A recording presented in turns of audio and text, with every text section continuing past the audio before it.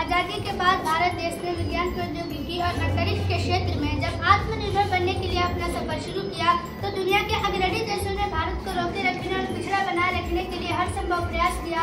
ऐसे में भारत के पास केवल 2 विकल्प बचे थे। पहला, अपने अंतरिक्ष क्षेत्र के सफर को भूल जाए और दूसरा, अपने खुद के दम पर अपनी तकनीक बनाकर अपना सफर जारी रखे। भारत के दूसरे रास्ते को चुना। भारत के महान वैज्ञानिकों ने अपनी अतुलनीय प्रतिभा का परिचय देते हुए अपनी खुद की रॉकेट तकनीक बनाई।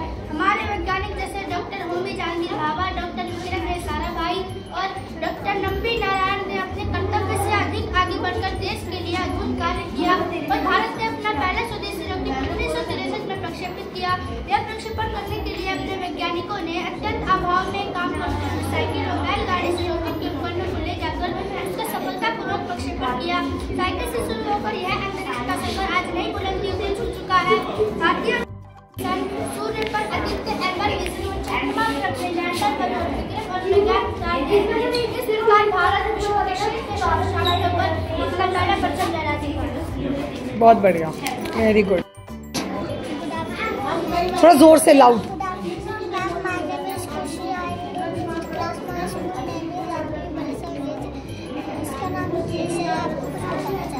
भारत चंद्रमा पे उतरने वाला दुनिया का चौथा और चंद्रमा के दक्षिणी ध्रुव के पास उतरने वाला पहला देश है।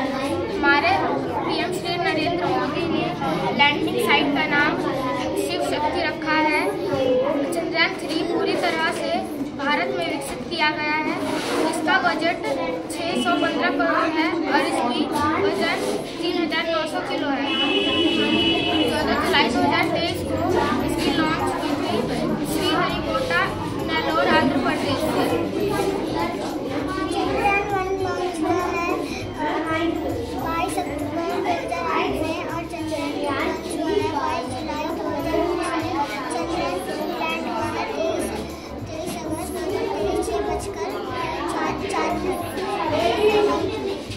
बहुत बढ़िया। नमस्कार, मेरा नाम शिवम है। यह है मेरा साथी आयुष राम, बालवीर के छात्र है। चंद्रयान 3 के बारे में बताना चाहते हैं। चंद्रयान 3 भारत का एक सफल मिशन है।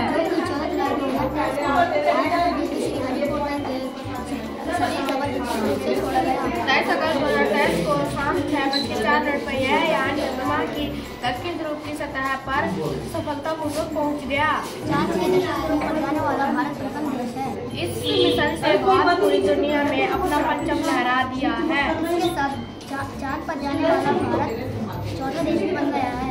इस उपलब्धि के लिए हमें अपने देश पर गर्व है। धन्यवाद। जय हिंद, जय भारत। मेरा नाम प्रतीक है। ये मेरी सहयोगी उमेश फरीदा है। हम देवलोक संत रविदास नगर स्कूल के छात्र हैं। हमने चंद्रयान 3 का मॉडल बनाया है। इसके बारे में उमेश फरीदा आपको कुछ बताना चाहेंगे। चंद्रयान 3 को 14 जुलाई 2023 को सतीश धवन द्वारा अंतरिक्ष केंद्र से लॉन्च किया गया था। चंद्रयान के 3 प्रमुख हिस्से प्रोपल्शन मॉड्यूल, विक्रम लैंडर, प्रज्ञान रोवर। अंतरिक्ष यान ने 5 अगस्त को चांद कक्षा में प्रवेश किया और लैंडर 23 अगस्त को 6:04 के आसपास सफलतापूर्वक उतर गए। इसी के साथ भारत चंद्रमा के दक्षिणी ध्रुव पर सफलतापूर्वक अंतरिक्ष यान उतारने वाला पहला और चंद्रमा पर उतरने वाला चौथा देश बन गया। धन्यवाद। निगम प्राथमिक बाल विद्यालय आजादपुर गांव के छात्र हैं। अपने मॉडल के द्वारा हमने चंद्रयान 3 की कार्यशाला की है, दर्शाने का प्रयास किया है। 14 जुलाई 2023 को चंद्रयान 3 शुक्रवार को 2:35 पर चंद्रमा की ओर उड़ान भरी थी। चंद्रयान 3 को 6:04 पर चंद्रमा को सफलपूर्वक चंद्रमा पर लैंड हुआ था। चंद्रयान 3 का लगभग बजट आया था 615 करोड़। हमारा उससे अधिक कम है। चंद्रयान 3 का वजन है 36 किलो। बढ़िया। गुड मॉर्निंग मैम, मेरा नाम पलक, मैं 5वीं कक्षा में पढ़ती हूँ। मेरा नाम सोनाक्षी, मैं 4th क्लास में पढ़ती हूँ। हमारे विद्यालय का नाम निगम प्राथमिक विद्यालय की कंट्री है। हमारे मॉडल का नाम कंप्यूटर और उसके बाद कंप्यूटर एक इलेक्ट्रॉनिक मशीन है जो हमारे द्वारा दिए गए निर्देशों पर चलती है। यह है मॉनिटर। मॉनिटर का प्रयोग इमेज व टेक्स्ट को देखने के लिए करती है। यह है CPU, इसे सेंट्रल प्रोसेसिंग यूनिट भी कहा जाता है। इसमें सभी प्रकार के प्रोसेसिंग कार्य होते हैं।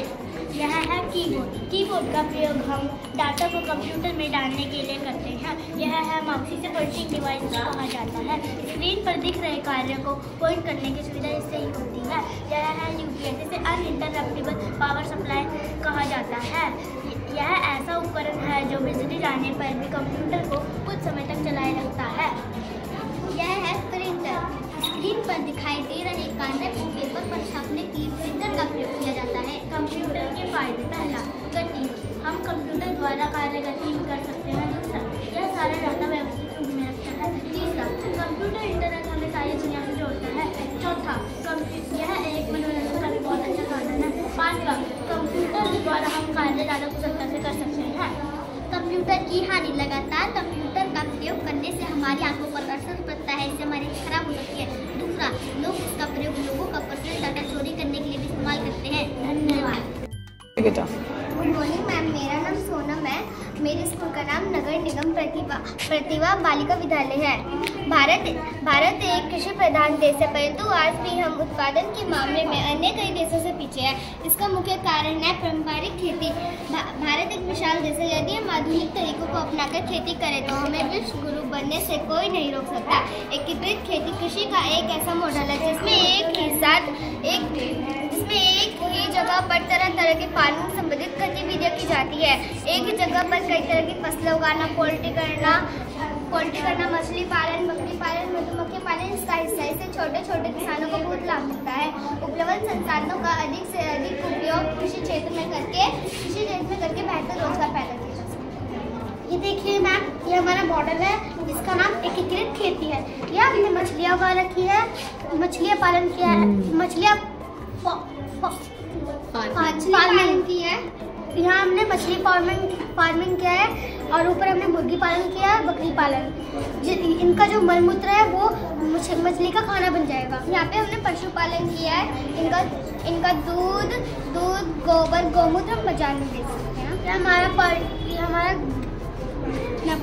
ये हमारा बायोगैस है। इनका जो भी वेस्ट मटेरियल होगा उसको हम इसमें डाल के गैस बना सकते हैं। ये हमारा सोलर पैनल है जिससे हमें ऊर्जा मिलेगी और ट्यूबवेल और लैंप जलेगा। ये हमारा ग्रीन हाउस है। ये बाजार में बहुत महंगे मिलते हैं और ये तापमान को कंट्रोल करता है। ये हमारा फ्रूट का पेड़ है, ये हमारा केले का पेड़, ये हमारा नारियल का पेड़। ये हमारे बी फार्मिंग है। इससे मधुमक्खियाँ इससे रस लेकर शहद बनाती है। ये हमने तिलहन की खेती करी जिससे हमें तेल मिलेगा। यहाँ पे हमने वेजिटेबल फार्मिंग की है। यहाँ पे हमने गेहूँ और धान की खेती की है। ये हमारा प्रोजेक्ट फ्रैक्शन है और फ्रैक्शन एक ऐसा सम है जो हर क्लास में हमें काम आता है, चाहे वो 5वीं हो, 6वीं, 7वीं और एक्सेट्रा क्लासेस। तो हम इस फ्रैक्शन को आसान तरीके से समझाने का आपको प्रयत्न करते हैं हमारी चर्चा से। आप सबने शेयरिंग इज केयरिंग के बारे में तो सुना ही होगा, परंतु ये शेयरिंग इज केयरिंग है भैया अपनी मनपसंद या कोई वस्तु को बांटना है। शेयरिंग इज केयरिंग है जिसे हम अंशहार के रूप में लिखते हैं। ये भिन्न क्या होता है भैया? भिन्न भी एक संख्या ही है जिसे हम अंशहार के रूप में लिखते हैं और पूर्ण के किसी समान हिस्से को दर्शाती है। और कोई भाग हम नीचे यानी हर कहते हैं और जो भाग हम बांट देते हैं उसे अंश कहते हैं, जैसे 1/2, 2/5 या 3/8। समझ गया भैया।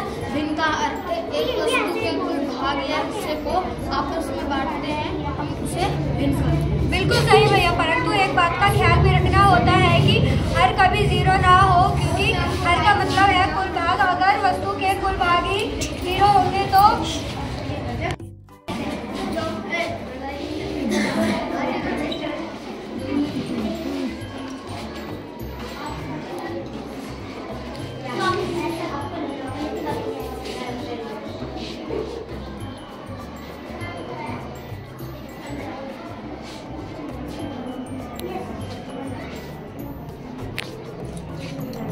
अच्छा, पार्ट्स ऑफ टंग है जो हमारे हिस्से होते हैं।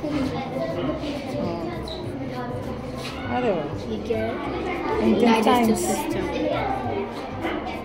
बढ़िया। पाचन तंत्र। मैगी बनाइए, बना के खा ले। चलो एक ले लेते हैं।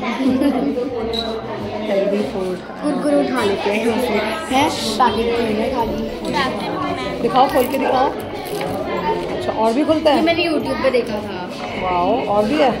हाँ, अभी ये भी खुलेगा, अब ये भी खुलेगा। ये मैंने यूट्यूब पे देखा हुआ है। वेरी गुड, बहुत बढ़िया।